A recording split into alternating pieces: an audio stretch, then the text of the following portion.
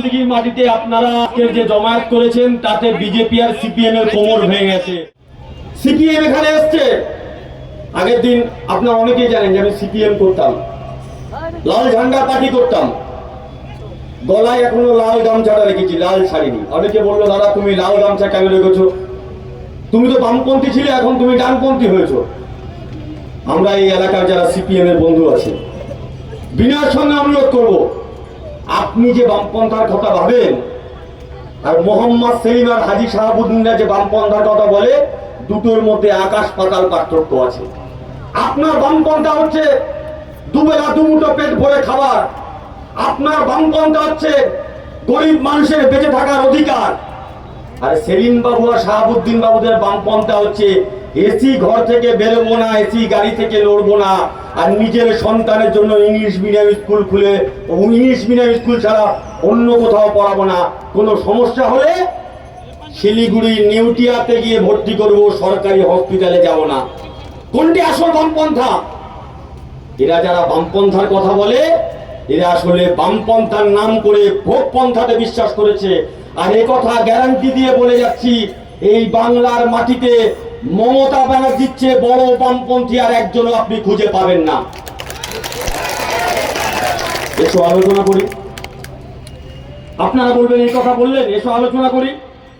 তোমরা তো দুবেলা দুমুঠো পেট ভরে খাওয়ার কথা বলেন, তোমরা বলেছো, আর মমতা ব্যানার্জি বলেছে ওরা ভাবছে আমি প্রতিটা মানুষের 2 টাকা কেজি দরে চাল দিয়েছি যাতে প্রতিটা মানুষ দুবেলা দুমুঠো গরম ভাতের গন্ধ পায়। এটাই তো বামপন্থা। তোমরা স্কুল স্কুল করে লাফালাফি করছো, বলছে এডুকেশনের 12টা বাজিয়েছে, এডুকেশন হাফ করব। আমি সিপিএম এর বন্ধুদের কাছে প্রশ্ন করতে চাই, তোমরা যে দলে আছো আর তোমাদের দলের যিনি প্রার্থী আছেন, এখন ওনার নামে কটা স্কুল আছে, কটা স্কুল আছে? কে বলে 3টা, কে বলে 4টা, কে বলে 8টা, আমি জানি না কটা আছে, কিন্তু সেই স্কুলগুলো আমি লিস্ট পেয়েছি। তোমরা যে সিপিএম এর বন্ধুরা আছো, মাথায় ঝান্ডা বেঁধে দিন রাত 24 ঘন্টা ওই ক্যান্ডিডেটের পেছনে দৌড়াচ্ছ, ভাবছো তোমাদের জন্য ভালো দিন আসবে। বিশ্বাস করুন, ওনার স্কুলে তোমার বাড়ির ছেলেকে ভর্তি করতে হলে 24,000 টাকা লাগবে। আপনি দিতে পারবেন তো? আপনার ছেলে ওই স্কুলে পড়তে পারবে তো?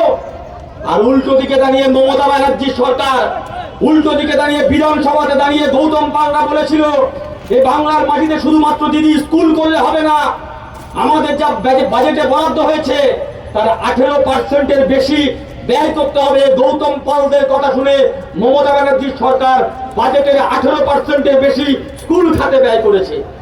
গৌতম পালরা বলেছিল বিধানসভার মধ্যে দাঁড়িয়ে যে দিদি আপনি তো স্কুল করেছেন, কিন্তু আমার করণদিঘি এলাকায়, পশ্চিমবঙ্গের এলাকার অনেক স্কুল আছে, প্রত্যন্ত গ্রাম আছে, যে গ্রামের ছেলেপুলেদের জন্য ইংলিশ মিডিয়াম স্কুল লাগবে। আমাদের রাজ্যের মুখ্যমন্ত্রী 10টা প্রতিশ্রুতি দিয়েছিল, তার মধ্যে একটা প্রতিশ্রুতি হচ্ছে এই করণদিঘি সহ পশ্চিমবঙ্গের বিভিন্ন জায়গায় মডেল স্কুল তৈরি করা হবে, ইংলিশ মিডিয়াম স্কুল চালু করা হবে বিনা পয়সায়। ওখানে 24,000 টাকা দিয়ে পড়তে হবে, আর তৃণমূলে ভোট দিলে সরকারি স্কুলে বিনা পয়সায় আপনার ছেলেকে ইংলিশ মিডিয়াম স্কুলে পড়াতে হবে। করণদিঘির মাটিতে আপনারা আজকের যে জমায়েত করেছেন তাতে বিজেপি আর সিপিএম এর কোমর ভেঙে গেছে। আমার গলা সারবে, ওদের কোমর সারবে না। আজকে তো প্রমাণ হয়ে গেছে। কয়েকদিন আগে পয়লা বৈশাখ ছিল, এখন বৈশাখ মাস চলছে। তার আগে সবাইকে নববর্ষের শুভেচ্ছা। পয়লা বৈশাখের দিন হালকাটা হয় এদিকে, পয়লা বৈশাখের দিন কলকাতার দিকে পয়লা বৈশাখের দিন হালকাটা হয়, বৈশাখ মাসে হালকাটা হয় পয়লা বৈশাখের প্রথম দিন। বলে প্রথম দিনে নাকি হিসাব দেনা পাওনা সব মিটিয়ে নিতে হয়। তোমার পুরনো যত হিসাব ছিল সমস্ত কিছু বন্ধ করো আর নতুন হিসাব ওপেন করো। করণদিঘির মানুষ বলা শুরু করেছে বিজেপি সিপিএম এর খাতা বন্ধ হলো, গৌতম পালের খালা নতুন করে শুরু হলো, খোলা হলো। এই পয়লা বৈশাখে আমাদের শপথ। কয়েকদিন আগে সোশ্যাল মিডিয়াতে দেখলাম এখানে সিপিএমও সভা করেছে। করণদিঘি সহ আশেপাশে বিধানসভা থেকে লোক নিয়ে এসে মাঠ ভরে ভাবছে ভোটে জিতে যাব। আর গৌতম পাল বলেছে আপনারা 4টে অঞ্চলে, তাও সমস্ত মানুষ এখনো আসেনি, এ মাঠ ভরিয়ে দিয়েছে। যদি করণদিঘির সমস্ত মানুষ আসতো, এই এলাকা অঞ্চল ভরে যেত।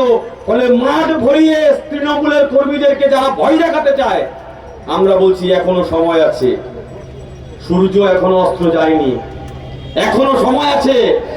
ভয় দেখানোর দিন শেষ, চমকানোর দিন শেষ। নতুন করে করণদিঘির মাটিতে নতুন করে মডেল করণদিঘি করবার জন্য করণদিঘির মা, বোন, ভাই, দাদা, বাপ, কাকারা জোটবদ্ধ হয়েছে। করণদিঘিকে জেতাতে হবে, করণদিঘিকে বাঁচাতে হবে। আর করণদিঘি যদি বাঁচে, তবেই পশ্চিম বাংলা বাঁচবে।